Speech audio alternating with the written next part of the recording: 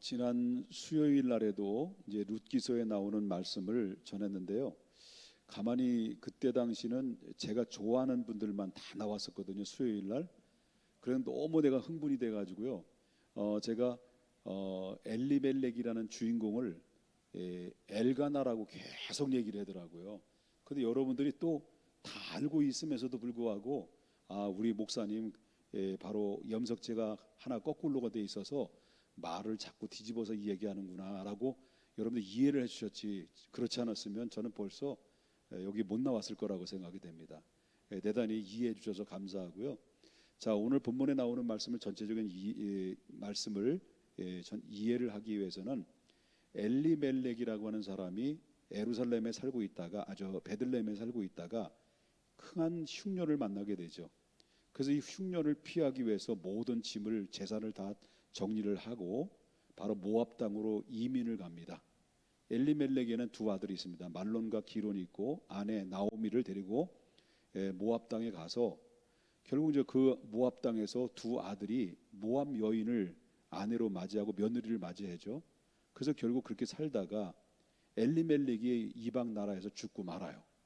그리고 나서 한 10년 정도 지났다가 또다시 그의 두 아들이 말론과 기로 형제들이 다 죽어요.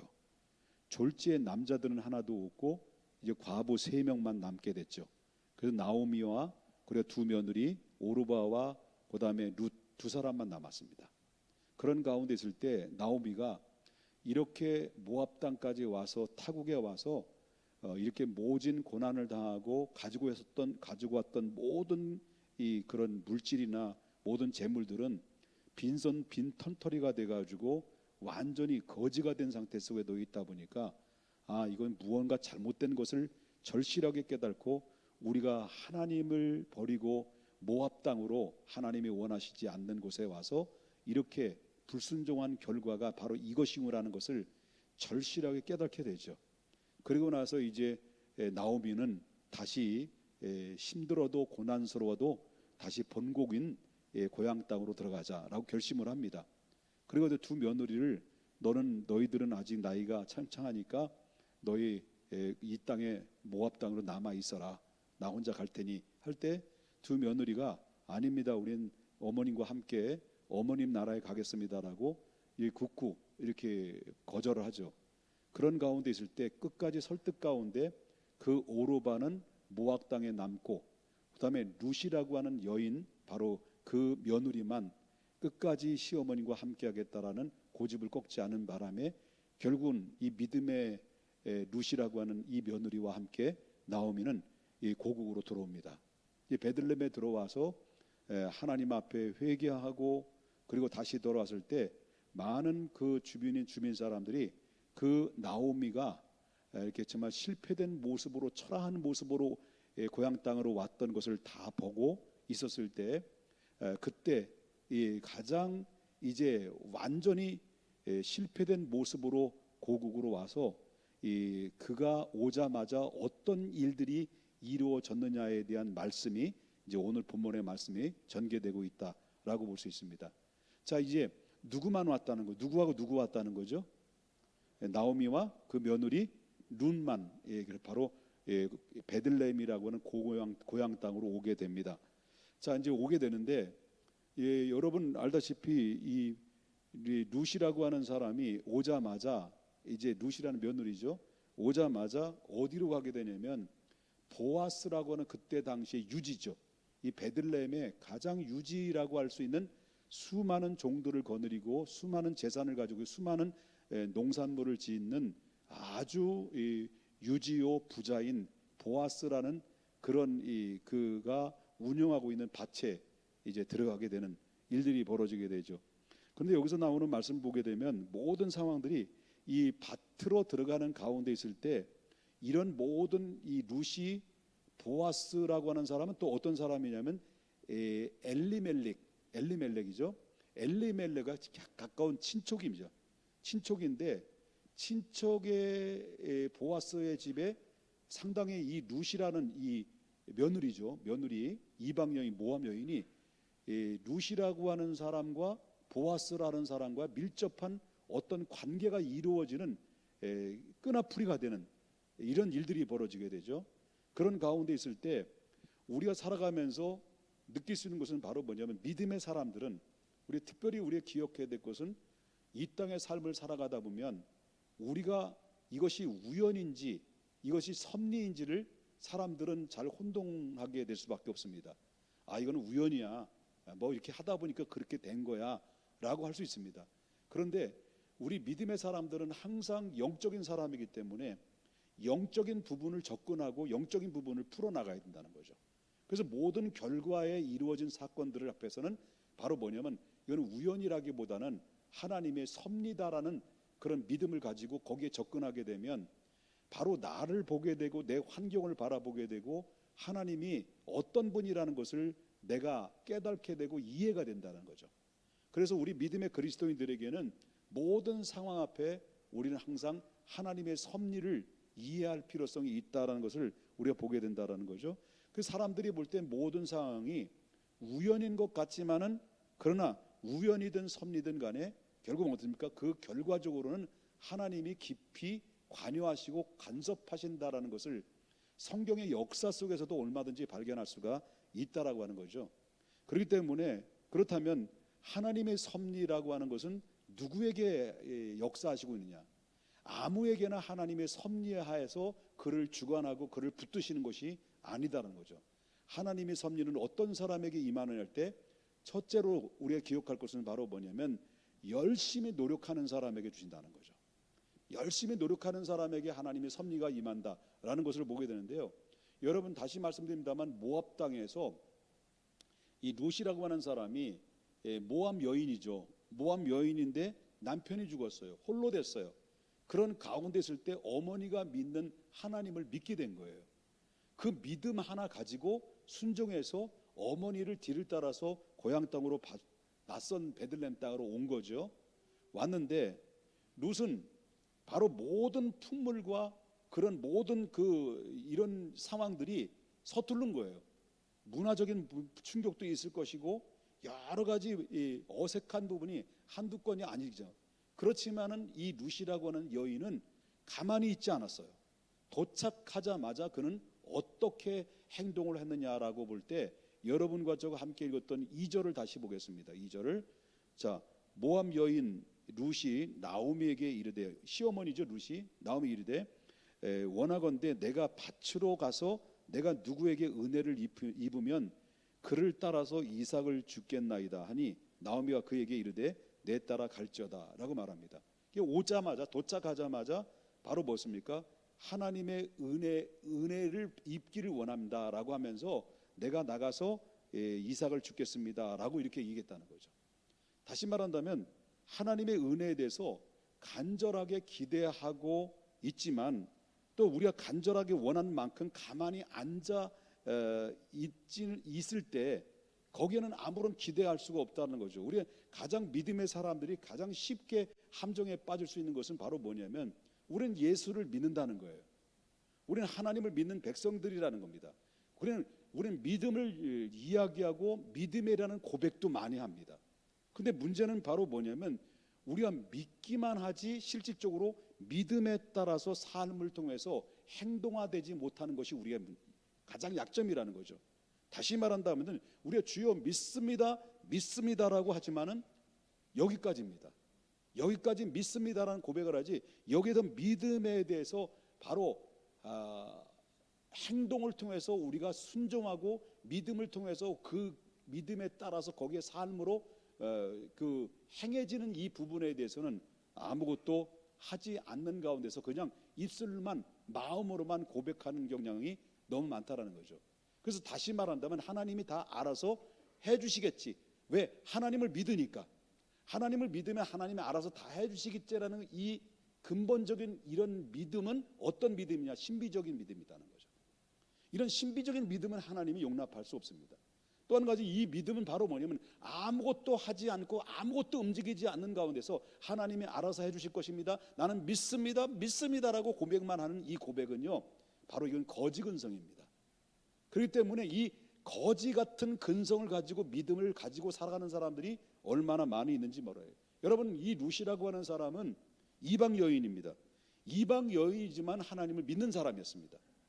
그래서 그는 하나님을 믿는 나라에 도착하자마자 최선을 다해서 곡식을 얻기 위해서 바로 열심히 밭에 들어가서 이삭을 줍는 그 열정과 열심을 이 룻을 통해서 발견하게 됐다라는 겁니다. 그렇습니다. 하나님께서는 열심히 노력하는 자에게, 열심히 최선을 다해서 봉사하는 자에게, 여러분 기도할 때도 여러분 그냥 기도하는 것이 아니라 최선을 다해서 땀 흘리면서 몸부림치며 처절하게 간구하고 목 놓아 울며 하나님 앞에 구하고 찾고 두들기는 자에게 하나님인 섭리가 그들 속에서 역사하신다는 거예요. 믿으시면 아멘 하십시다. 그렇게 큰 축복을 내려주신다는 거예요. 그래서 바로 형통한 길을 마련해 주시는 자는 어떤 자에게 형통한 길을 마련해 주냐, 그냥 믿습니다라고 고백만 하죠. 아무것도 하지 않는, 그저 하나님이 다 알아서 해주겠지라고 하는 신비주의자나, 그리고 거지근성만 가지고 있는 이런 사람들의 믿음의 사람들 속에는 역사하지 않습니다. 중요한 것은 바로 뭐냐면 믿음을 따라서 열심히 노력하고 열심히 구하고 열심히 찾고 열심히 헌신하는 그런 자들에게 하나님이 형통이라는 것에 기회를 준다는 거죠. 기회는 그러한 자들 것이라는 것을 보게 된다는 거죠. 여러분들에게도 이 금요기도에 얼마나 피곤합니까? 직장 생활의 한 주간을 마무리하면서 여러분 다 주무시고 싶고 다 피곤하고 다 텔레비 보면서 바로 이제 안식을 할 수 있는 시간인데, 이 자리에 찾아와서 여러분 하나님을 찬양하고 여러분 말씀 듣고 그리고 목적을 놓고 기도할 때 그 기도는, 여러분 그 열정은 하나님이 다 보고 계시다라는 거죠. 하나님 불꽃 같은 눈동자로 여러분들 형편과 처지대로 하나님 보시면서 마치 룻을 하나님이 보셨던 것처럼 하나님이 여러분들을 보실 줄 믿는 것입니다. 할렐루야.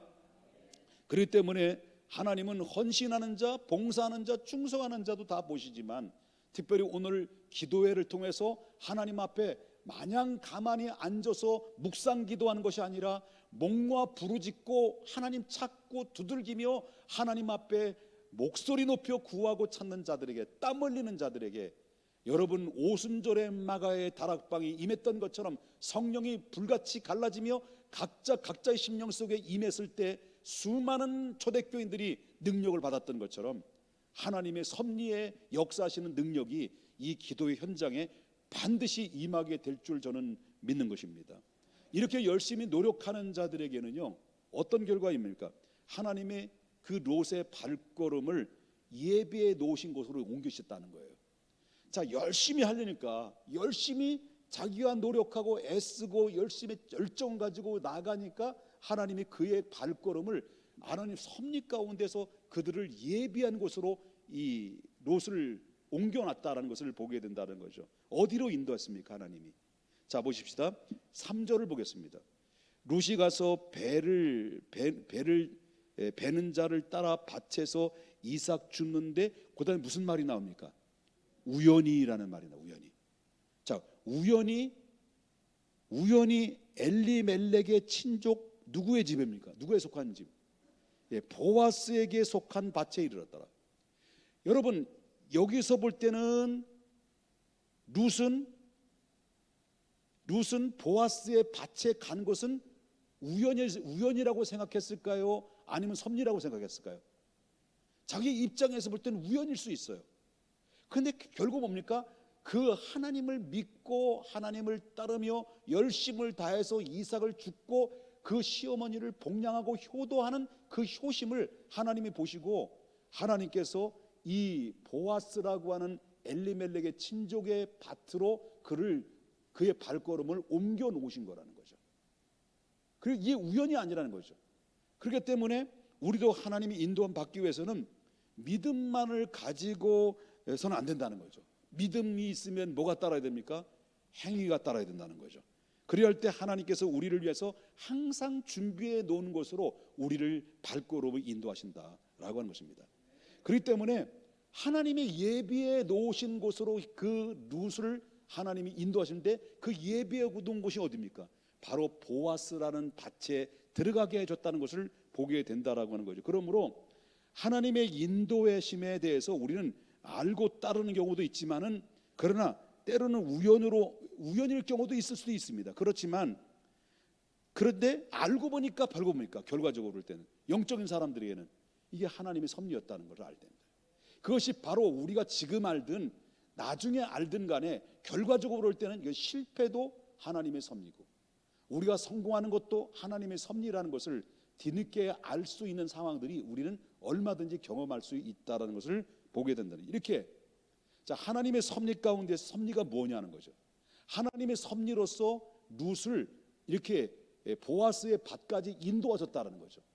자기가 옮겼지만, 자기가 어떻게 하다 보니까 우연히 그 발걸음으로 보아스의 밭에 들어갔지만은, 그러나 결과적으로 볼 때는 하나님이 룻을 어디로 인도하신 거예요? 보아스의 집으로 인도하셨다는 거예요. 아멘입니까?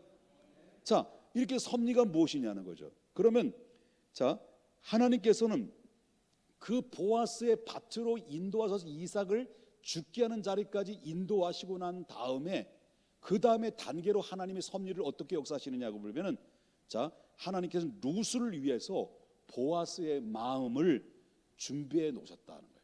보아스의 마음을. 자, 4절 보겠습니다. 4절. 마침 보아스가, 마침입니다. 이 마침도 우연도 그렇고 마침도 또 같은 맥락이잖아요. 자기가 마침에 뭐 어떻게 온 거예요. 그냥 왔는데, 마침내 왔는데, 그럼 룻은 우연히 왔어요.